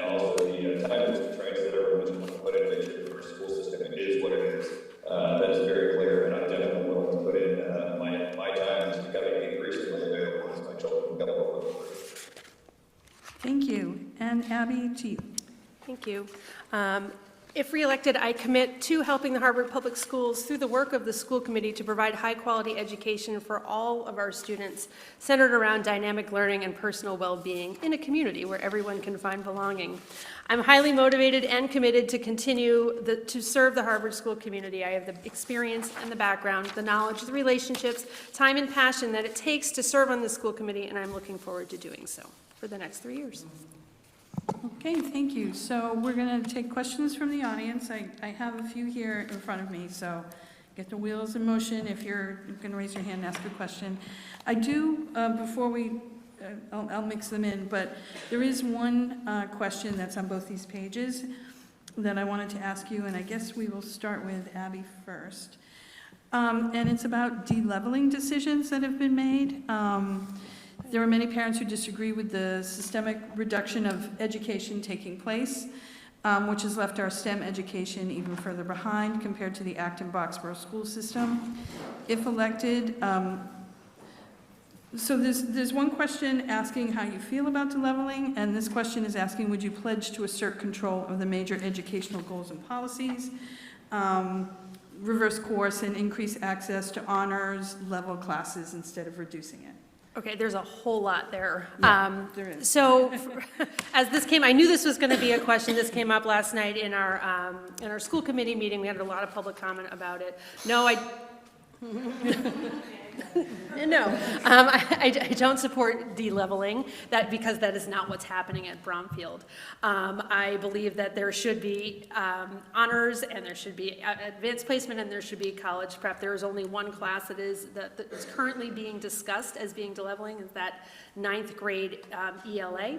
And there is a move to change the math program where that all 8th graders would take Algebra 1 in 8th grade, and that allows for flexibility. The current math program does not. The current math program and 7th grade math locks you in to your math and your science track for your entire time at Bromfield, and that is not all right. And the leadership team is changing that so that all kids have the opportunity to take the math and the science classes that they want to take. Because if you think about who you were in 7th grade, it was probably very different than you were in 12th grade. If you could repeat the rest of there are like 14 different questions in that. I kind of Yeah, did a thanks. mishmash of it is the problem. Yeah. So one question asked, what is your opinion about the de-leveling decisions that have been implemented in Harvard over the past few years? And the other one goes into a lot more detail and asks if you would pledge to assert. Oh, right. Okay, got it. So as we discussed last night, that while that this is not a school committee decision, it is not a school committee decision in really any other town in Massachusetts. I looked at the Massachusetts Association of School Committee policies, and school committees don't write curriculum. That is up to the leadership team, the department heads, et cetera. So would I support changing the policy? No. It's not the role of the school committee. Okay, Nguyen, the question to you. Okay, so again, there are many questions. I hope I am not going to forget any of them. So let me start with the last one because it's the easiest to remember. I would support school committee to take more active action in this business. It's a very important decision, and I look at other communities as well who is working in this area, and I can give you examples that this was discussed in their school committees. We did not do that here. So that's number one. As far as am I believing the track, I am not at the moment fully convinced that all students will reach their full potential in heterogeneous classes. And there can be serious unintended consequences. Let me give you a very quick example because my time is going up soon. Rhode Island, Barrington High School did a very extensive de-leveling. And then do you know what they found out? Students are getting issues getting financial aid, merit-based financial aid. When they apply for colleges, they realize that they are getting problems in that. So they are reverting now. They are bringing some of those honor classes back. These things need to be discussed. This needs to be discussed extensively, and we need to get parent feedback. We need to get teachers' feedback. I like to get perhaps anonymous teachers' feedback. And then we can make a decision. Okay, thank you. Amy. So two things I'll say. One is, in my experience working with boards and being on the Montague School Committee, the policies are set by the leadership team, and the role of the school committee is to put the right leaders in place that are going to do what the town wants done. So that we put the right people in place, you hire the right talent to make those decisions and recommendations. That is why you hire them to set policy.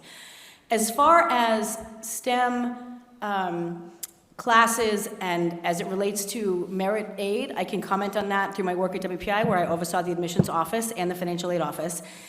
Towns are given sort of a rigor score based on the rigor of the town. And so that the student gets like a score might be the wrong word, but they get I guess it is a score based on the rigor of the town, based on the rigor of the curriculum of the high school, and they get sort of an individual score based on their performance in the rigor of the high school. So an A at Bromfield may be worth more than an A at town X 20 miles west. So it really is not about whether that individual student is in a homogeneous classroom or a heterogeneous classroom. It's really about the quality of education in the town that provides that sort of initial quality of that student in their performance. Okay, thank you. That actually was very helpful. I wish I knew that when my kids were in high school. I'm happy to talk at the general anytime, or maybe I'll do a Warner Free lecture. Okay. Andy, to you next. Yeah, I don't know that I have a ton to add. I mean, as a parent, I think I don't like the idea of de-leveling, but it ultimately is not a school committee issue per se, other than the points that have been already made, which is putting the correct leadership in place to make correct decisions. So I think it's important as a committee to also respect sort of what the boundaries of your jurisdiction are. Okay, thank you. So, other questions from the public? Yes, of course. The gentleman in the back with the blue shirt. Do you think Chapter 70 is broken? If not, elaborate. If yes, do you think it's part of the school committee's job to lobby on Beacon Hill for fixing Chapter 70? Okay, and we'll start with Cameron first on that question. That's the foundation budget, right? Is that what you're particularly referring? Chapter 70 foundation budget? Chapter 70 is state aid to schools. Okay. It's education aid. So Cameron, were you able to hear that question? I was able to hear the question, and I can tell you that I do not have an opinion, as I don't any of the particulars of Chapter 7. So if allowed, that's one of the things that I would get myself more on. If there is a place for the Harvard School Committee to let lobby Beacon Hill, I'd be absolutely willing to put it on that. Okay, thank you. Abby? Interesting question, Stu. Thank you. I would agree that Chapter 70 needs to be overhauled for sure. Yes, I advocate with our legislatures to change if it requires going to Beacon Hill, sure. It currently seems to be an unfair system and setup, and would love to see some action taken to make it better. Thank you. Andy? I would also have to say that that's something I have to learn more about the specifics of to have a concrete or helpful answer. But again, I think it's I feel like it's certainly spending time to dig into that, and alongside any other hot button items that the townspeople have during the school committee. Okay, thank you. Nguyen? Let me start giving some more data on that. So Harvard Foundation budget, we are getting $9.5 million from the state. But you know how much we are spending? We are spending $15.5 million on top of it. So the increase, so we are spending 64% more. And this is not just for us. And this is for pretty much every school. Some schools spend more, obviously, some schools spend less. Lexington, they spend 65% more. Acton Boxborough, they spend 41% more. Concord Carlisle, they spend 79% more. State average is 30%. So in average, schools are spending more out of their pocket on top of what state gives us. I guess that answers to your question. Yes, there should be probably some improvement in the formula that they are calculating that help so that towns get more money, particularly in this world that, let me finish quickly, when the health benefits and all the cost of living increasing, I think that foundation budget needs to keep up with that. Okay, thank you. And Amy? I'm in the camp of need to get smarter about Chapter 70, so I would have to learn more about that when I join the school committee, if I was elected to join the school committee. What I will say is, I think it's important that if the school committee thinks it should be overhauled, that we take some action on Beacon Hill, that we go visit, that we find some people to talk to, that we, government relations at WPI did a lot of work in this area, and I think we should not be afraid to make our voices heard. Okay, thank you. There was another hand up. Yes, the person in the back? In the back row? Hi. Hi, can you hear me? Can you speak up a little? Okay. So I'm not trying to make this question sound incendiary. Can you move the mic a little closer to your mouth? Can you hear me now? Yeah. Okay, so I'm trying to be respectful when I ask this question. I'm not trying to be incendiary in any way, shape, or form. But I do have two questions that I need clarification on. So on the Harvard, Town of Harvard website, the mission statement of the school committee says, the committee approves and presents the budget of the school department and sets policies concerning hiring of personnel, wages, and curriculum. I heard the hiring personnel, what was it? So my question is, the mission statement of the school committee on the website says part of the mission of the school committee is to approve and present the budget of the school department and set policies concerning hiring of personnel, wages, and curriculum. So you did mention that that is not the role of the school committee, so that's just kind of an education question for myself that I really want to understand. I'm not trying to put anybody on the spot. My second question is, you mentioned that only ELA has been de-leveled, but the email that Kim Murphy sent around said there were at least 3 other classes that have been de-leveled. So can you just clarify that? Because in my mind, that's de-leveling. So your first question was about my first question, the curriculum being part of the role of the school committee when you hear that they're not? I mean, these... Well, so this is what it says on the town website. I'm reading from the school committee mission statement. So this is just a question of clarification. I really, just educate me. If this is what it says on the school committee mission statement on the website, then I just don't understand why you're saying it's not. If it's So these seem to be targeted to a couple of candidates, so I think we either want to take them out or, so wait, hang on a sec. Or what I was thinking was maybe we can ask each of you what you feel the mission of the school committee is. What is your role? And maybe that will help clarify it. Yeah, so can I just say one more thing? Sure. I'm honestly not trying to target any particular person. It's merely a question of clarification because I do not understand. So it's not meant to be a personal attack of any sort. I understand your second question is about de-leveling. It just is, I'm not sure we're going to be able to give you an official answer here, is what I'm saying. So I think that's actually something. Your recommendation is good. I think that's fine. Okay, all right. Well, so let's start with Andy, and let's focus on what you feel the mission and the role of the school committee is.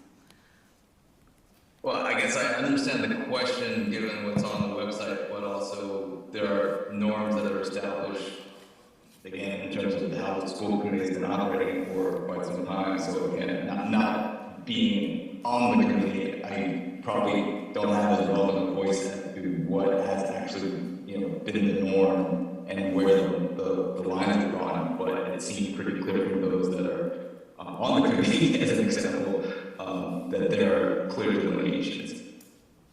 Okay. And again, I'm not sure this is sort of a candidate question per se. Right. This is almost more of a clarifying question. Right. Okay. Amy, do you have any words you want to add?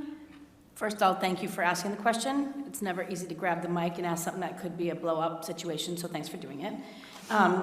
I sat on a curriculum committee when I was a teacher, and our role was to recommend a curriculum to the leadership who then got it approved by the school committee. So it's bottom up. It is not a top down, my experience. I don't know how it works here, but that's been my experience. It's not a top down thing where the school committee reaches in their hand and says you have to do this. They're more sort of putting guardrails or just making sure that nothing's going to be totally out of the box that might bubble up from a committee that did that. That's been my experience. My experience working with school committees and working with boards is it's noses in, hands out. You want to put the right leadership in place. You want to understand what's happening in the organization, but you're not making operational decisions about what's happening in the school. It's just not tenable. You need to have people that are running the schools, that you've chosen to run the schools, and that you evaluate each year, and you assess their performance each year, and you trust them to do the job they were hired to do. Okay, thank you. Abby? Sure, the four main roles of the school committee are to hire and evaluate the superintendent, also to hire the upper-level positions like the director of pupil services and the school business manager, to create and hold accountable a budget through teacher contract negotiations, and to write policy. The school committee does not choose curriculum. We don't choose the textbooks. We don't, like last night, as you were there, I believe, had a math curriculum update. That was just a presentation of, they asked, the middle school math department asked for this particular curriculum. We funded it. They brought it to us last night to basically to show it off and to tell us how it's working. But we don't, as elected school committee members, go and choose, for example, I'm just using math as an example, the math curriculum. That's just not what we do. As Amy said, we hire people who are educators and skilled and knowledgeable in that department to choose that curriculum. We actually went over a policy last night about curriculum. We did. Thank you. Cameron? What, can I? I think I would agree with everything that's been said thus far. I mean, I think policy determination specific to, based on the operating boundaries left and right, that each team that the town has chosen to put in place for the school is what we ought to be doing, and let them do exactly what we hired them to do. Okay, thank you. And Nguyen? Thank you. So let me start by reading Chapter 71, Section 37, Massachusetts General Law. School committees shall, is not may, is not will, is not can, shall establish educational goals and policies for the schools in the district consistent with the requirements of law and statewide goals and standards established by the Board of Education. Now, I guess we can discuss this, how it means by educational goals or policies. Is the detracting or canceling honor classes, will it fill in that definition? I think it does. Some say maybe it doesn't. So that is my position here. I am all for giving autonomy to the superintendents. Suggestions can come bottom up, but important decisions needs to be made at the school committee level. Detracking is a very important decision. It needs to be discussed extensively in the school committee, and then decision needs to be made at that level. Okay, thank you. Thank you. I think your question about what was leveled or de-leveled, I understand you've heard some conflicting information here. I think you need to go back to the original person who told you and try and clarify. I don't really think that's a candidate question. So I saw another hand up. Do we have a microphone? You do. You're all prepared. Thank you. I wanted to start by thanking all of you guys for being here. I'm Susie Allen, and I am currently the vice chair of the school committee. And what you guys are all going through is far more than I had to go through as a candidate. And I really appreciate all your thoughtful answers and preparation, and really hope that, you know, given that there's only 2 chairs open or 2 seats open right now, that all 5 of you will find a way to be continuously involved, since we can unfortunately only bring 2 people on. Stu asked me, where'd you go? When I came up for a position and there was only 1 seat for 2 people, he made us both pledge that we would still stay involved. So I hope that you all will do that too, but I'm not going to waste my question on that. I love that the conversation has been so much around the governance and how we and you will be involved from a governance position. And this is one of the most challenging things that I found, is how do we support something, or how do we target something that we're maybe think needs improvement from a board level. So given that you only have 1 minute, I'm just curious if the candidates might either focus on something that they really like that's happening in the district and how they would use their levers that they have available to them as a board member to continue to support that thing that's happening in the district, or if there's something that you think needs improvement or an area of growth in the district, how would you use your levers as a school committee member to address that particular area of growth? Okay, thank you. That question's going to go to Nguyen first. Yeah, there are lots of good things happening. As I mentioned, I'm trying to find my opening statement now. As I mentioned, we are 9th place in the state, right? I have more data here. If you give me a minute, I can tell you about our, for example, I'm going to waste my time. But anyways, there are our SAT grades. I was going to talk, for example, or our AP placement scores. I had them, but I couldn't find them right now. But they're all great. But we can do better. We can improve them better, right? We can do, for example, strengthen our STEM education. I think that's one of the things that if I did, I will really focus on that. Strengthen our STEM education. Bring more computer science classes throughout the grades, okay? Maybe incorporate coding in math and science classes. These are really gonna, in my opinion, lift up students' STEM view. So those are a few things that I will consider. But I mean, our school system is great. We just need to make it better. Thank you. Cameron? Hi, thanks for the question, Susie. I think for me, not understanding exactly how all the levers as directions will work, the thing that comes most immediately to mind for me is transition out of COVID, out of the pandemic. I know there were a lot of work done within the school committee tied to making sure we had policies in place to be able to navigate our way through COVID. And I think as it's becoming clear, we're kind of in that place. And I think there are likely some areas that we can make some accommodations due to COVID, whether that be, as an example, cell phones in the classroom, or we're about here now and all right now, but it's kind of more than one. There remains a debate to food in the cafeteria, senior service project, those kind of things that definitely have to make sessions to what the norm for our public schools were as a function of COVID. Now that they're coming out of the backside, probably look at some of those and ensure that some of those accommodations. Thank you. Andy, you're next.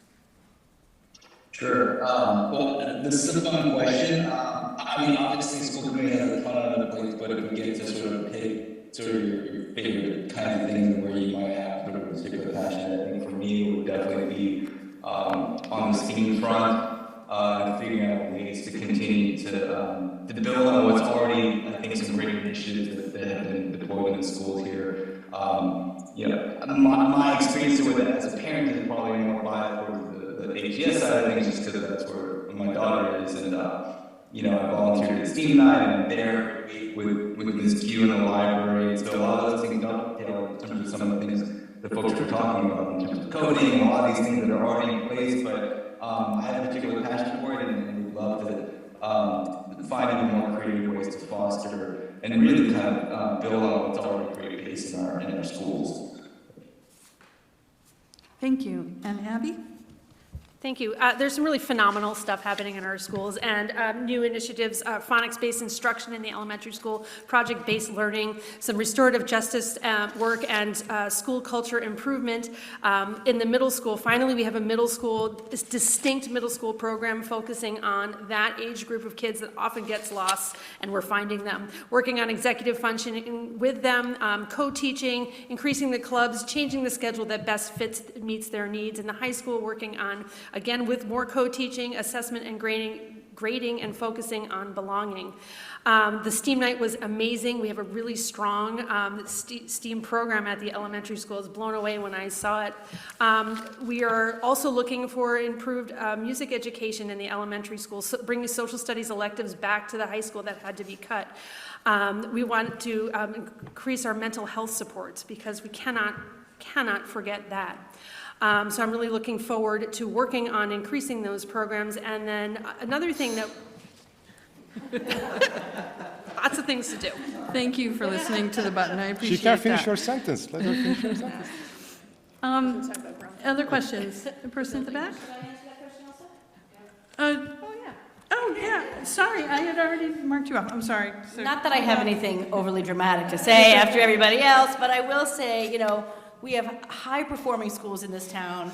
We have a beautiful new elementary school that people fought for and committed to in this town. Our teachers are incredible, and I think the middle school slice that Abby just mentioned, that principal, he's incredible, and my daughter's in 7th grade, and I think my father was a middle school principal.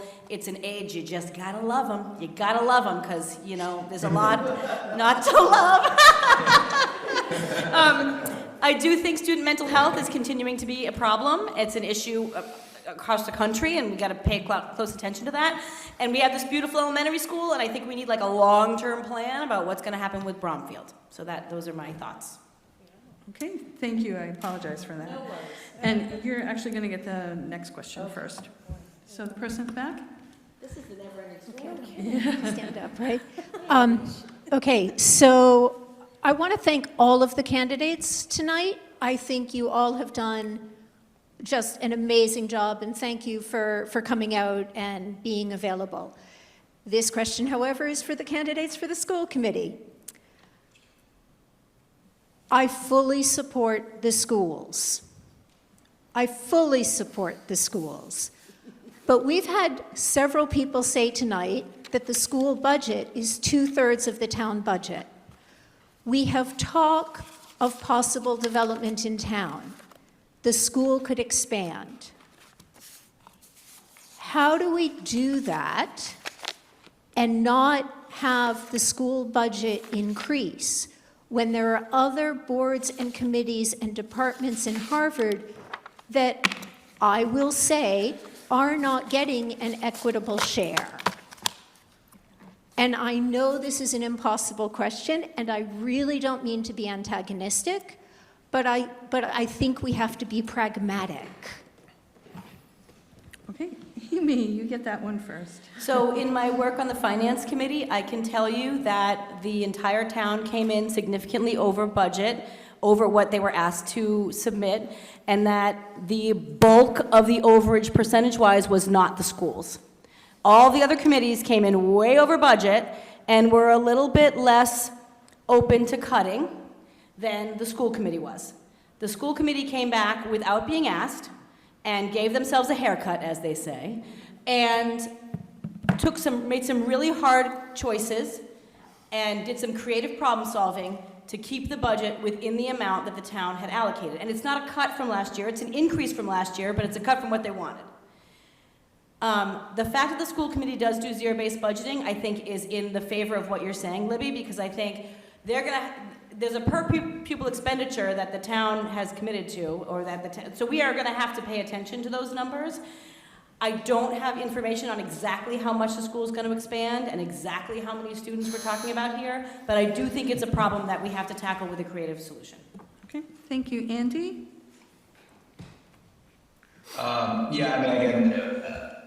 Lacking specific numbers, I can say that this is what I do as my day job, is scrutinize budgets and squeeze every last drop out of what we can, and challenge and recon to come up with creative solutions. And that's the name of my game professionally. More so than I like it to be, frankly, but it's just the reality of the biotech world. But it's just the same conversation and things that I don't think that are happening today, right? It's just financial discipline, making hard decisions, but then keep going back to the well, seeing how you can sharpen the pencil.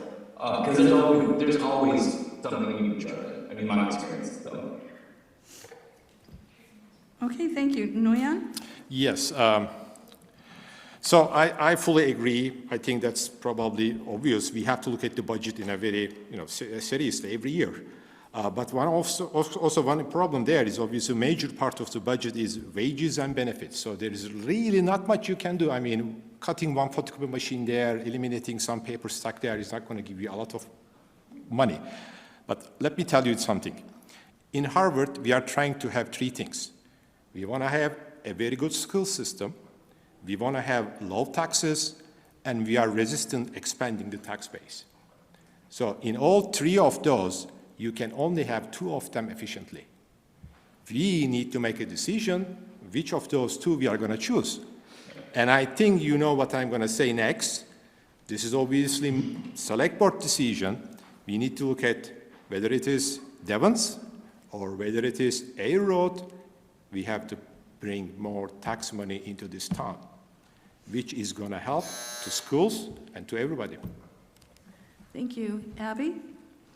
Thank you. Yeah, this is a really tough question. Thank you for asking, Libby. I certainly understand, and I get that the town-school relationship, you know, my parents still live here and, you know, don't have kids other than their grandchildren in the school, and I hear it from both sides for sure.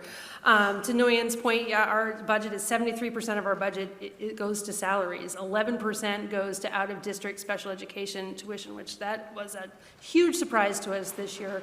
It skyrocketed up by 14%, and it really was a major impact on our budget.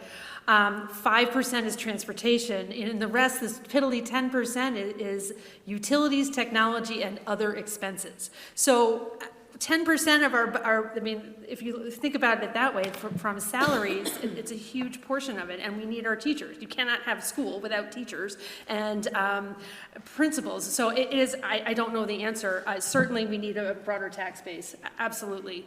But again, I'm open to working with anyone to figure out an answer equitably for all. Thank you. Thank you. And Cameron? I think, as both me and Abby alluded to, and I think the school committee's done a great job of staying within the constraints that the town's given them.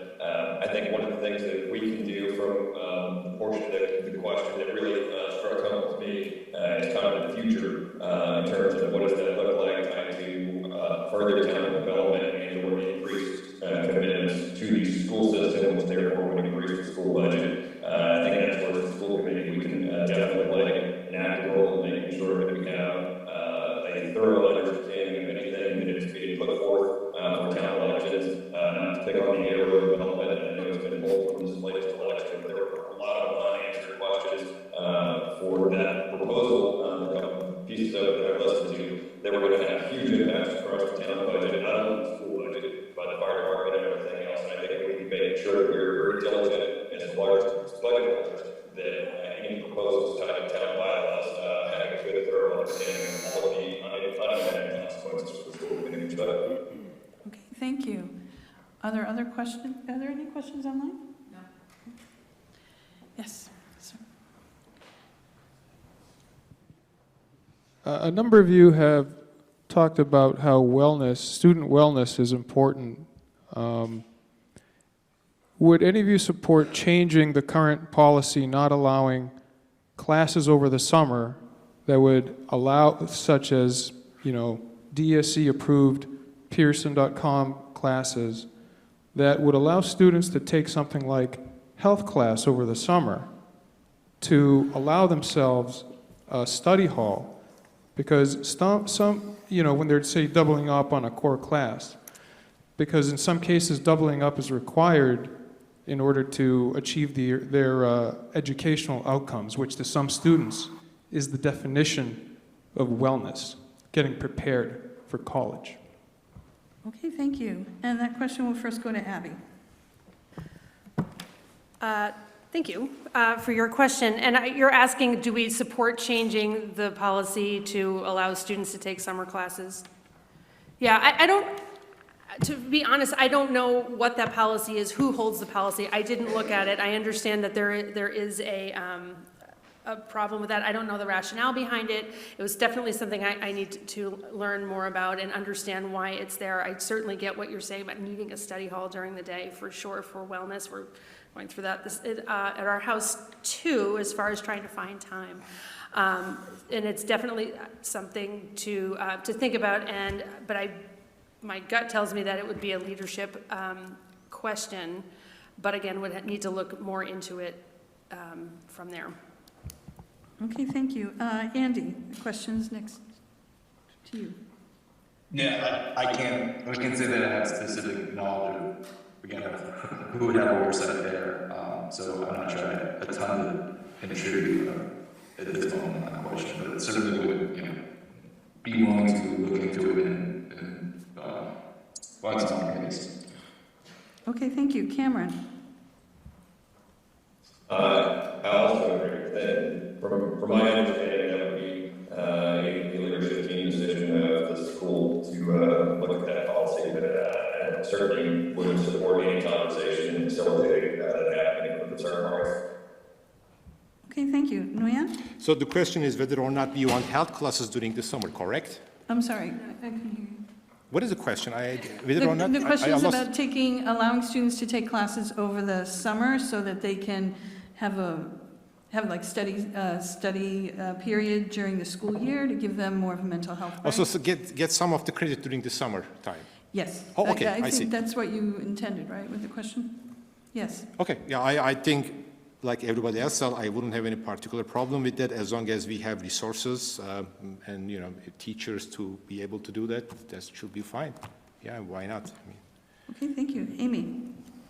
So we had this going on at WPI actually too, because student mental health was a real problem. It was an incredibly rigorous curriculum. They just needed to spread it out a little bit, and so we were looking at overhauling the summer programs to allow for an extra term. I don't have a philosophical problem with it at all. I think there's probably a lot more complexity underneath it than we can speak about right here. But I have a daughter who would benefit from extra study hall time in school and spreading some stuff over the summer. But I think that would be a conversation that we would have to have with the leadership, with the teachers. I mean, there's a union negotiation happening now. I'm certain that would be a level or an element in there as well. So the idea is a good one. Creative thinking is the way we should be going.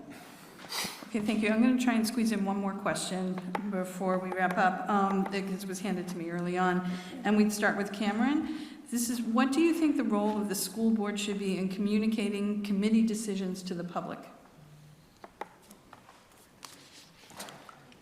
Not only with the school committee, but I think any portion of county governments, I think we need to be as forthcoming as we can. I think in terms of accessibility, everything is out there. I think we do a pretty good job with the school committee. We'll take a week since I'm not part of it. It's not going to go forward. I think the school committee does a very good job of putting things out there. I think some of our town organizational websites have challenges in terms of being able to actually find products and navigate to them when you're actually trying to find data.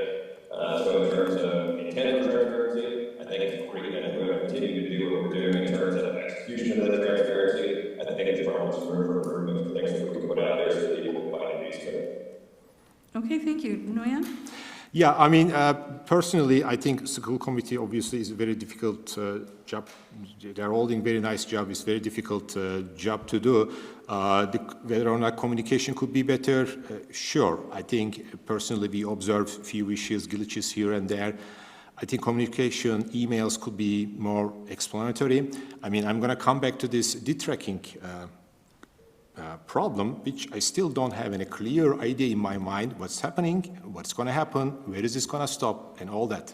All right, so I think it could have been better. Even if the school committee didn't make that decision, we could have get better observation or about what's going to happen from the school committee. I mean, that is right now not there, unfortunately. Okay. Thank you. Abby? Thanks. So this year, the question is about communication to the public, correct? Yes. Yes.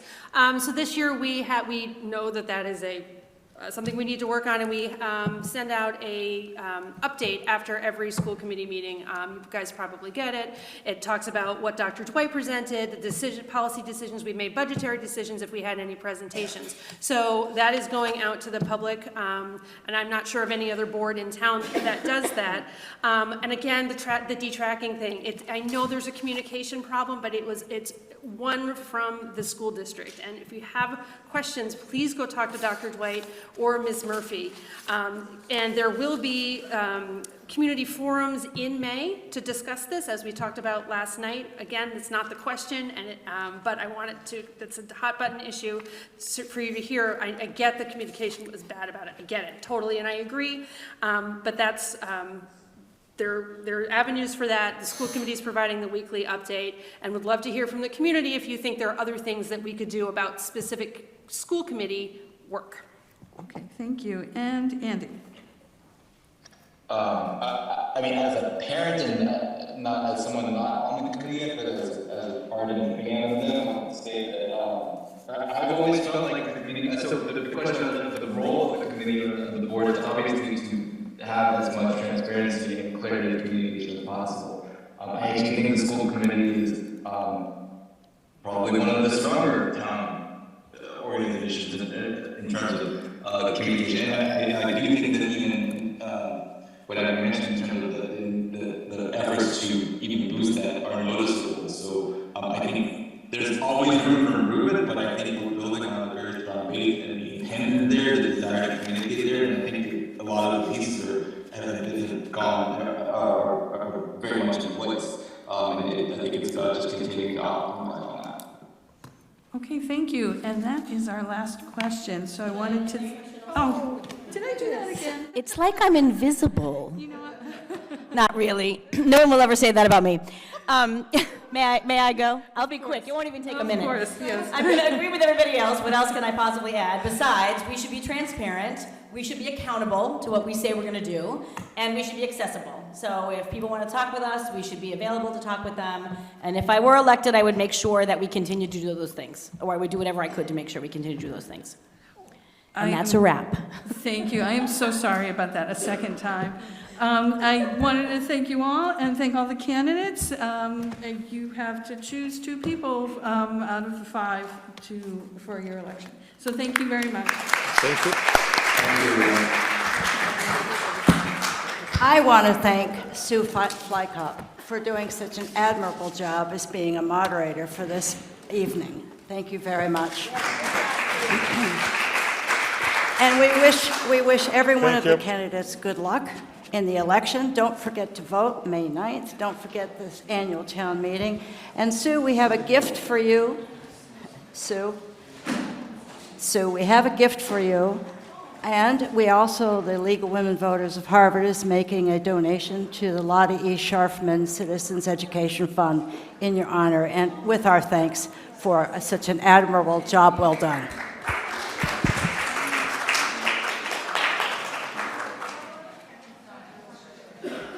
Meeting adjourned. Recording stopped.